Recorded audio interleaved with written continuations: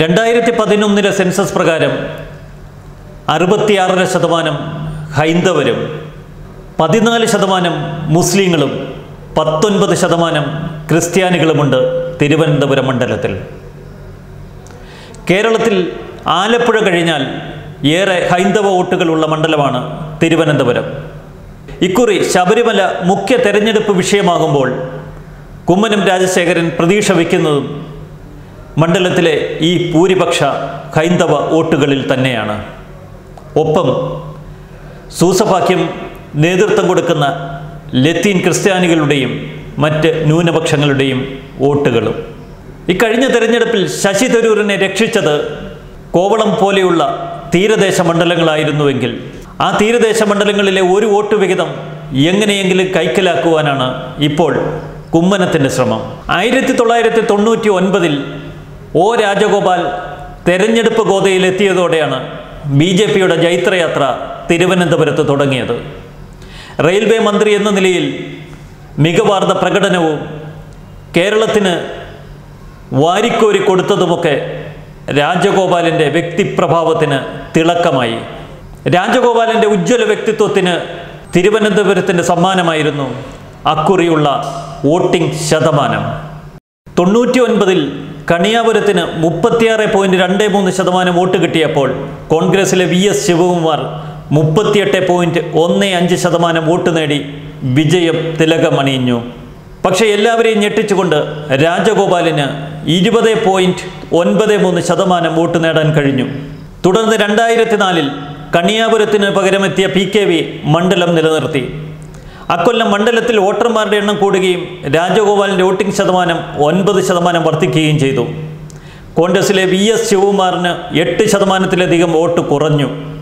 എന്നാൽ PKVക്ക് 37.45% വോട്ട് നേടാൻ കഴിഞ്ഞു. കണിയാപുരത്തിന് 36.23% കിട്ടിയതിനേക്കാൾ 1% കൂടുതൽ വോട്ട് കിട്ടി. VS ശിവകുമാറിൻ്റേത് 30.30% മാത്രം. PKVയുടെ നിര്യാണത്തെ തുടർന്ന് 2005 നടന്ന തെരഞ്ഞെടുപ്പിൽ CPIയിലെ പന്ന്യൻ രവീന്ദ്രൻ ഉജ്ജ്വല വിജയമാണ് കരസ്ഥമാക്കിയത്. 50%-ലധികം വോട്ട് വിഹിതം നേടിയ വിജയം. അക്കാലത്ത് കോൺഗ്രസിൻ്റെ മുഖ്യ ഘടകവും കോൺഗ്രസിൻ്റെ ഉന്നത നേതാവുമായിരുന്ന ശ്രീ K കരുണാകരൻ കോൺഗ്രസിൽ നിന്ന് പിളർന്ന് DIC എന്ന രാഷ്ട്രീയ സംഘടന രൂപീകരിക്കുകയും DICയുടെ പിന്തുണ ഇടതുപക്ഷത്തിന് നൽകുകയും ചെയ്തിരുന്നു. കരുണാകരന് ശക്തമായ വേരോട്ടമുള്ള മണ്ഡലമായിരുന്നു തിരുവനന്തപുരം. ആ ശക്തിയിലാണ് അന്ന് പന്ന്യൻ രവീന്ദ്രൻ വിജയം കൊയ്തെടുത്തത്.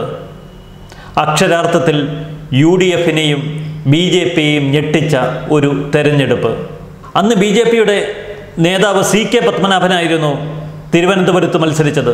പക്ഷെ പത്മനാഭന് 5%-ൽ താഴെ വോട്ട് മാത്രമേ നേടാൻ ആ തെരഞ്ഞെടുപ്പിൽ കഴിഞ്ഞുള്ളൂ. ഇത് BJPയെ അക്ഷരാർത്ഥത്തിൽ ഞെട്ടിച്ചു.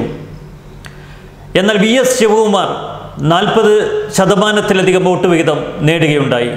ഇതിൽ നിന്ന് വ്യക്തമായ ഒരു കാര്യം, തിരുവനന്തപുരത്ത് സ്ഥാനാർത്ഥിയുടെ മികവ് വലിയ ഒരു ഘടകമാണ് വിജയത്തിന്. ഒ രാജഗോപാലിൻ്റെ വ്യക്തിപ്രഭാവത്തിൽ വോട്ട് ശതമാനം വളർത്തിയെടുത്ത BJPക്ക് CK പത്മനാഭൻ്റെ ഊഴമായപ്പോൾ അടിപതറി. 2005 നിന്ന് വിഭിന്നമായിരുന്നു 2009 തെരഞ്ഞെടുപ്പ്. പന്ന്യന് അടിപതറി. VS ശിവകുമാർ വിജയിച്ചു കയറി. പക്ഷെ ഇവിടെ ശ്രദ്ധേയമായ ഒരു കാര്യം, 2005 തെരഞ്ഞെടുപ്പിൽ കരുണാകരൻ ഇടതുപക്ഷത്തിൻ്റെ ഭാഗമായിരുന്നുവെങ്കിൽ 2009 കരുണാകരൻ ഐക്യ ജനാധിപത്യ മുന്നണിയുടെ ഭാഗമായി മാറി. DICയുടെ ശക്തി സ്വാധീനിച്ച ഒരു തെരഞ്ഞെടുപ്പായിരുന്നു 2005 വിളിച്ചോതുന്ന വ്യക്തമായ ഉത്തരമായിരുന്നു 2009 നൽകുവാനുള്ളത്. അന്ന് മത്സരരംഗത്തെത്തിയ ശശി തരൂർ തൻ്റെ വിശ്വവിഖ്യാത ഇമേജും കരുണാകരൻ ഉൾപ്പെടെയുള്ള കോൺഗ്രസിൻ്റെ ശക്തമായ അടിത്തറയുടെ പിന്തുണയും കൂടി ചേർന്നപ്പോൾ ഉജ്ജ്വല വിജയമാണ് നേടാനായത്. 44%-ഓളം വോട്ട് വിഹിതം നേടിയ വിജയത്തിളക്കം. മുൻ തെരഞ്ഞെടുപ്പിൽ നിന്ന് വ്യത്യസ്തമായിരുന്നു പന്ന്യൻ രവീന്ദ്രൻ്റെ സ്ഥിതി. ഇക്കുറി വോട്ട് ശതമാനം 31%-ൽ താഴെ മാത്രം. തരൂർ വിജയക്കുറിയണിഞ്ഞ ഈ തെരഞ്ഞെടുപ്പ് ഏവർക്കും കൗതുകകരമായി. ഇക്കുറി BJPക്ക് വേണ്ടി പോരാടാനിറങ്ങിയത് PK കൃഷ്ണദാസ് എന്ന കരുത്തുറ്റ നേതാവായിരുന്നു. കൃഷ്ണദാസിന് നേടാൻ കഴിഞ്ഞത് 11% വോട്ടുകൾ മാത്രം. സ്വതന്ത്രനായി മത്സരിച്ച നീലലോഹിതദാസൻ നാടാർക്കും കിട്ടി 11% വോട്ട് വിഹിതം. 2009 നിന്ന് ഏറെ വിഭിന്നമായിരുന്നു 2014 സ്ഥിതി. കോൺഗ്രസിന്റെ സിറ്റിംഗ് MP ശശി തരൂർ വീണ്ടും മത്സരരംഗത്തെത്തി. സീറ്റ് കച്ചവടം എന്നൊക്കെ ആരോപണമുയർന്ന ഈ തെരഞ്ഞെടുപ്പിൽ CPIക്ക് വേണ്ടി രംഗത്തെത്തിയത് ബെനറ്റ് എബ്രഹാമും. BJPക്ക് വേണ്ടി പഴയ പടക്കുതിര O രാജഗോപാലിനെ തന്നെ രംഗത്തിറക്കി. തീപാറുന്ന പോരാട്ടമെന്നൊക്കെ ആദ്യഘട്ടത്തിൽ വിശേഷിപ്പിച്ചുവെങ്കിലും പെട്ടെന്ന് തന്നെ ദിവസങ്ങൾക്കുള്ളിൽ മത്സരം തരൂരും O രാജഗോപാലും നേർക്കുനേരായി. 2005 50%-ലധികം വോട്ടുകൾക്ക് പന്ന്യൻ രവീന്ദ്രൻ വിജയിച്ച മണ്ഡലത്തിൽ വെറും 28%-ന് ബെനറ്റ് എബ്രഹാം മൂക്കുകുത്തി. BJPക്ക് വേണ്ടി ഇറങ്ങിയ O രാജഗോപാലാകട്ടെ ചരിത്രത്തിലെ ഏറ്റവും വലിയ വോട്ട് വിഹിതം സ്വന്തമാക്കി 32.32%. തിരുവനന്തപുരത്തെ ഈ മിന്നുന്ന പ്രകടനം അക്ഷരാർത്ഥത്തിൽ ഇരു രാഷ്ട്രീയ കക്ഷികളെയും ഞെട്ടിച്ചു കളഞ്ഞു. ഓരോ തിരഞ്ഞെടുപ്പിലും വോട്ട് വിഹിതം ഉയർത്തി ശക്തി തെളിയിച്ച രാജഗോപാൽ 99 നിന്നും 2014 വോട്ട് വിഹിതം 32% വളർത്തിയെടുത്ത അത്ഭുത കാഴ്ച. മത്സരത്തിൻ്റെ ഈ അങ്കത്തട്ടിലാണ് കുമ്മനം രാജശേഖരനും ശശി തരൂരും നേർക്കുനേർ പോരാടുന്നത്. 2014 നിന്ന് ഏറെ വിഭിന്നമാണ് ഇന്ന് തിരുവനന്തപുരത്തിൻ്റെ രാഷ്ട്രീയ ഭൂപടം. BJPക്ക് ഏറെ വേരോട്ടമുണ്ടായിക്കഴിഞ്ഞിരിക്കുന്നു. കുമ്മനം രാജശേഖരൻ പൊതുസ്വീകാര്യനായ ഒരു സ്ഥാനാർത്ഥിയും ലത്തീൻ കത്തോലിക്കരുടെ പരമോന്നത പിതാവായ സൂസഭാഗ്യം തിരുമേനി അടക്കമുള്ളവരുടെ അരുമ. തിരുവനന്തപുരത്തെ ക്രൈസ്തവ മതമേൽത്തീക്ഷന്മാർക്കിടയിലും ഉയർന്ന ബന്ധങ്ങൾ. കുമ്മനത്തിൻ്റെ ഇമേജും ശശി തരൂരിൻ്റെ വിശ്വവിഖ്യാത ഇമേജും തമ്മിൽ കടുത്ത പോര്. പൊതുവെ കഴിവുള്ള ബുദ്ധിജീവികളെ സ്വീകരിക്കുന്ന തിരുവനന്തപുരത്തുകാർക്ക് ഏറെ പ്രയാസമാണ് രണ്ടിലൊരാളെ തിരഞ്ഞെടുക്കാൻ. തിരുവനന്തപുരത്തിൻ്റെ മനഃശാസ്ത്രം അറിയുന്നവർക്ക് ഇത് നന്നായി അറിയാം.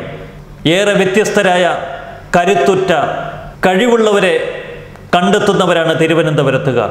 ഇക്കഴിഞ്ഞ നിയമസഭാ തെരഞ്ഞെടുപ്പിൽ കുമ്മനം വട്ടിയൂർക്കാവിൽ മത്സരിച്ചപ്പോൾ 2ാം സ്ഥാനത്തെത്തിയത് ഏവരെയും അത്ഭുതപ്പെടുത്തിയിരുന്നു. CPMലെ TN സീമ 3ാം സ്ഥാനത്തേക്ക് തള്ളപ്പെട്ട തെരഞ്ഞെടുപ്പായിരുന്നു അത്.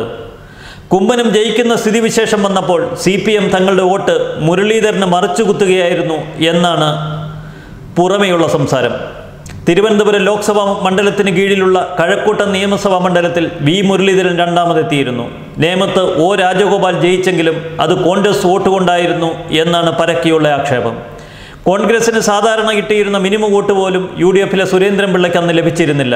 BJPയുടെ സ്റ്റാർ ഫൈറ്റർ കുമ്മനം രാജശേഖരൻ രണ്ടും കൽപ്പിച്ചുള്ള പുറപ്പാടിലാണ്.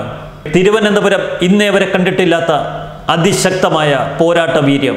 കേരളത്തിൻ്റെ വിവിധ പ്രദേശങ്ങളിൽ നിന്നെത്തിയ നേതാക്കളും അണികളും തിരുവനന്തപുരം പാർലമെന്റ് മണ്ഡലത്തിൻ്റെ പല ഭാഗത്ത് തമ്പടിച്ച് തങ്ങളുടെ ബന്ധുക്കളെയും സുഹൃത്തുക്കളെയും കണ്ട് വോട്ടഭ്യർത്ഥിക്കുന്ന അപൂർവ കാഴ്ച.